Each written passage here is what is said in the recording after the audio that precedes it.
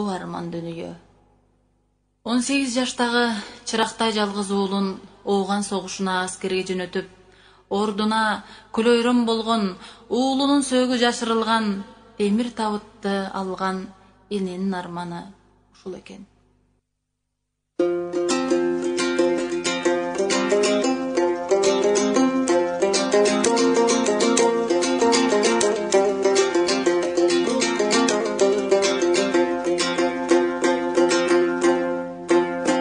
Саламатсыздарбы, урматтуу Баткен согушунун катышуучулары, жоокерлер жана офицерлер.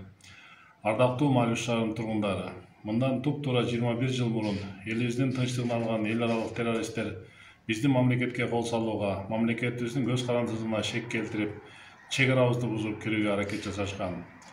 Бул күн өлкөбүздүн жана ошону менен бирге Малюш шаарыбыздын тарыхында өчпөс изин калтырды.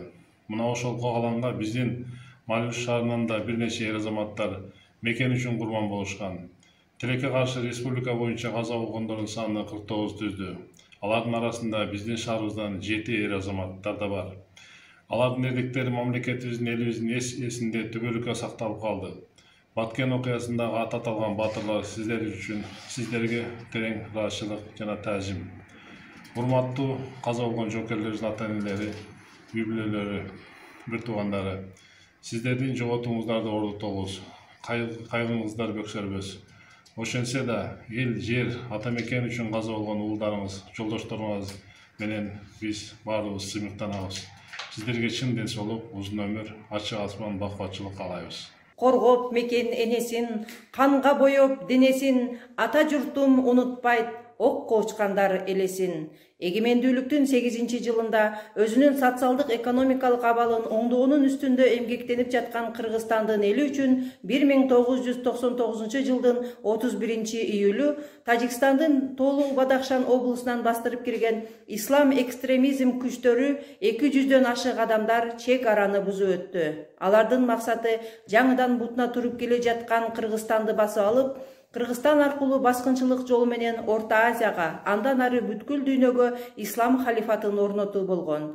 Ислам экстремизмчилери оңой олтон Кыргызстанды басып алууну көздөп, бүт күчтөрүн Баткен, Чоң Алай райондорунун чек араларын бузуп кирүүгө жумшашкан. Бул Баткен аймагынан башталган террорчулардын согушу 1999-2000 жылдары 2 жылга созулду. Башталган баскынчылык согушту басуу үчүн Кыргыз өкмөтү, анын башында турган Ажо, бүткүл эл түп көтөрүлүп чек араны бузуп кирген душмандарга каршы күрөштү баштады. 1999 жылдын август айында чек арада баскынчылар менен катуу салгылашуулар болуп өттү.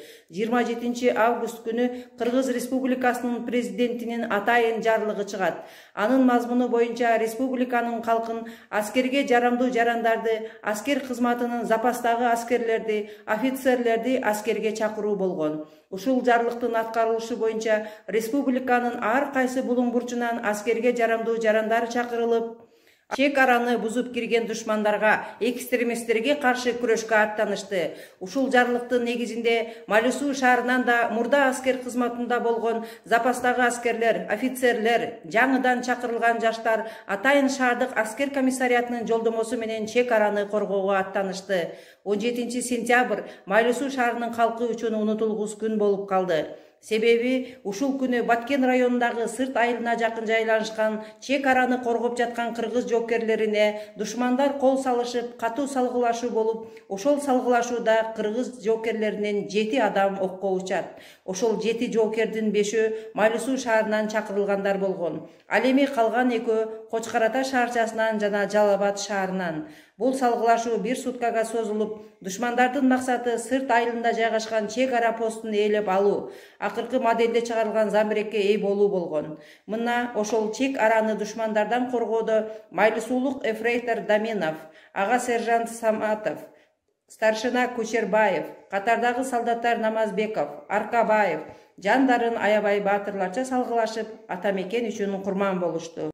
Көй таза ал кезде көк чайнаган жаз эле, көчө толуп жаштарга көктөм көркөн аз эле, көп жигиттери кошулуп көздөн жаш тампас эле колунумду узаткам көксөп жүргөн аскерге ал көксөгөн аскерге